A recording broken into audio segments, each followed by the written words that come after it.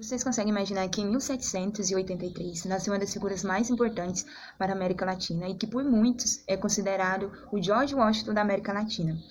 Né? Hoje vamos tentar falar um pouco sobre Simão Bolívar, né? Conhecido como o Libertador. Simão Bolívar ele pertencia à elite crioula. Né? Crioulos eram os considerados descendentes de espanhol na América. A família de Simão Bolívar era uma família rica. A maior parte da fortuna vinha de minas de prata na Venezuela. Né? Aos 14 anos, Simão Bolívar ele ingressou em uma escola militar, né? E 2 anos depois, para aprimorar seus estudos, né? Ter mais conhecimentos, por assim dizer, Simão Bolívar foi para a Europa. E foi na Europa onde Simão Bolívar teve contato direto com autores iluministas, né? Que influenciaram tanto a Revolução Francesa quanto a norte-americana.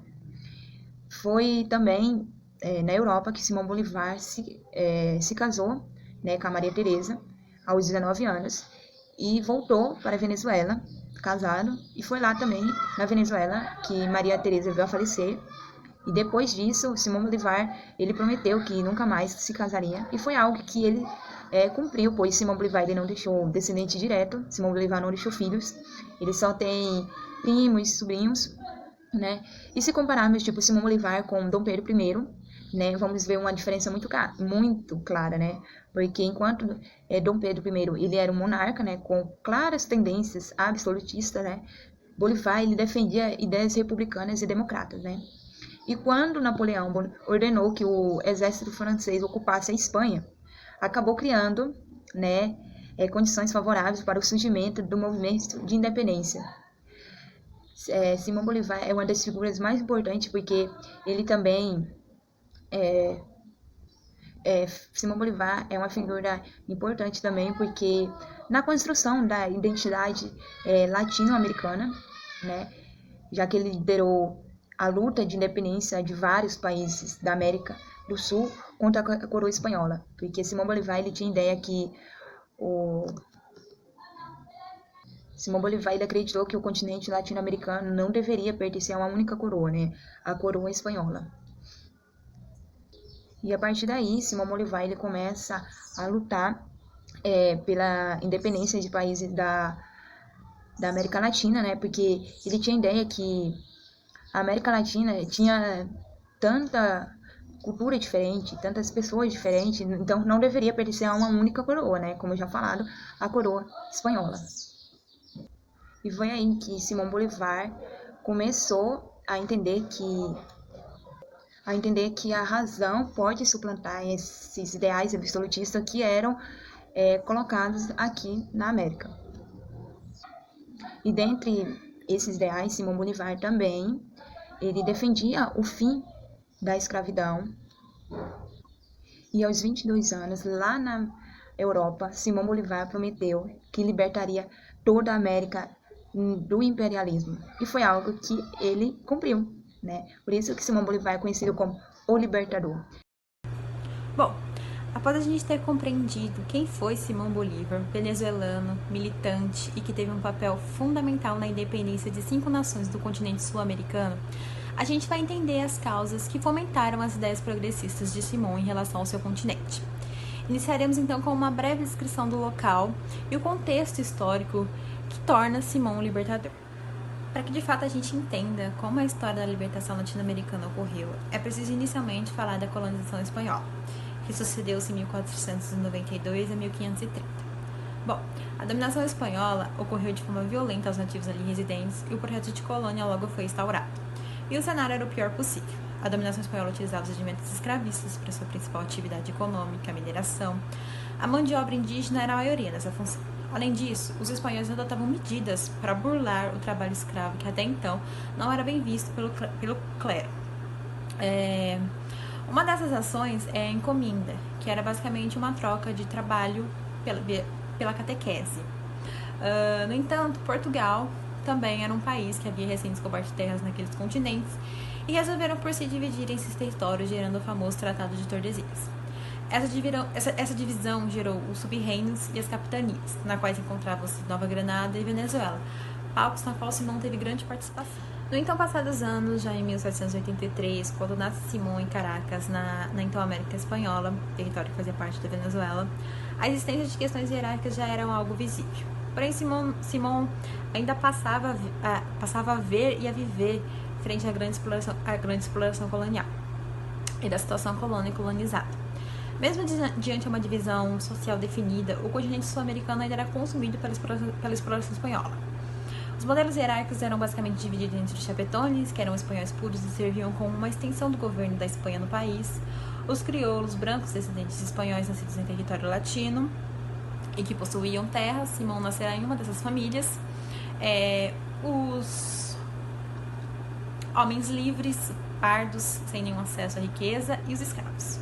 No entanto, diante a esse cenário, Simão começa a ver que o continente já não suportava maiores explorações e se sente fortemente influenciado por ideias iluministas que movimentavam a época, além da independência dos Estados Unidos, da Revolução Francesa e do bonapartismo, no qual ele tinha uma certa afinidade. Bolívar começa a acreditar na emancipação e autonomia de seu continente se de fato ele fizesse revolução. E disso inicia-se a luta pela independência dessa nação. Simão Bolívar foi sim um revolucionário e fez revolução. Contudo, o seu legado, hoje, após o sucesso e a independência de 5 países latino-americanos, ainda se é muito falado.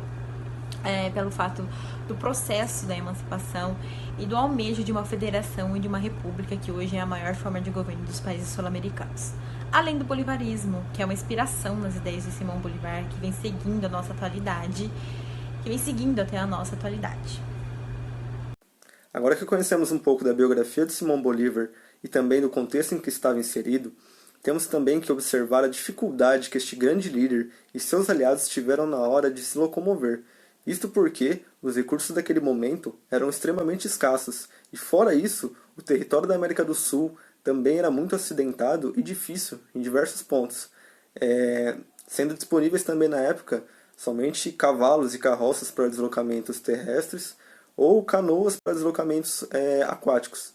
E ambos os recursos disponíveis para deslocamento são extremamente lentos e difíceis de percorrer grandes distâncias, né? Então aí podemos observar o quão difícil foi percorrer as grandes distâncias que esse grande líder percorreu durante sua vida para buscar esse ideal de liberdade e garantir a liberdade do povo da América do Sul. Há um trecho bem interessante no filme em que a gente pode observar um pouco também dessa dificuldade dos deslocamentos em que Simão e seus aliados enfrentavam, mas também ver um momento em que Simão exerce seu papel de líder, convencendo uma tropa que se recusava a segui-los.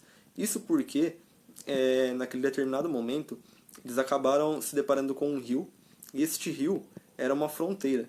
E o líder da tropa que havia chegado, né, diz que eles não poderiam acompanhar a partir daquela fronteira, devido à lei vigente da época, né, que os impedia de passar, e com isso deveriam ficar.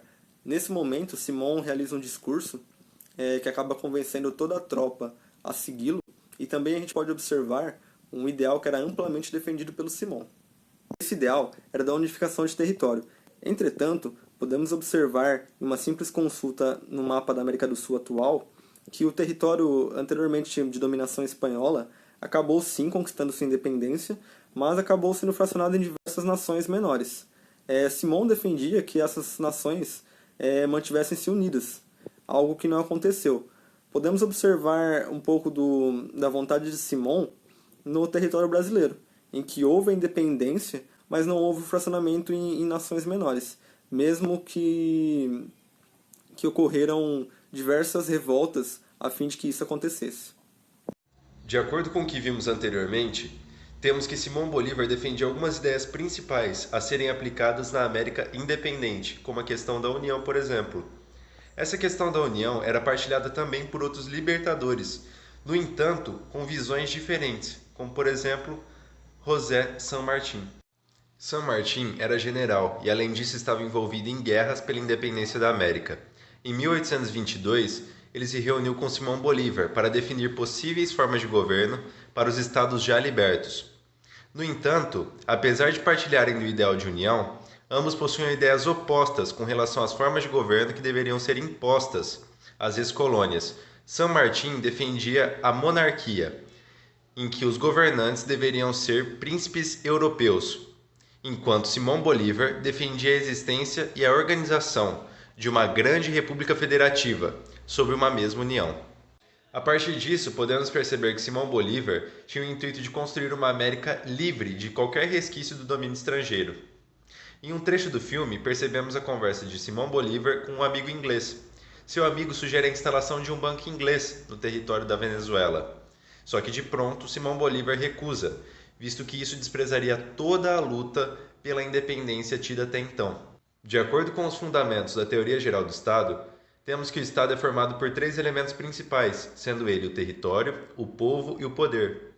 Desse modo, podemos concluir que todas as batalhas travadas por Simão Bolívar tinham como objetivo a criação de um Estado nacional, já que para colocar as suas medidas em práticas, ele necessitava da posse do território, do convencimento do povo para caminhar para um bem comum, bem como do poder, para exercer possíveis modificações nas ideias iniciais.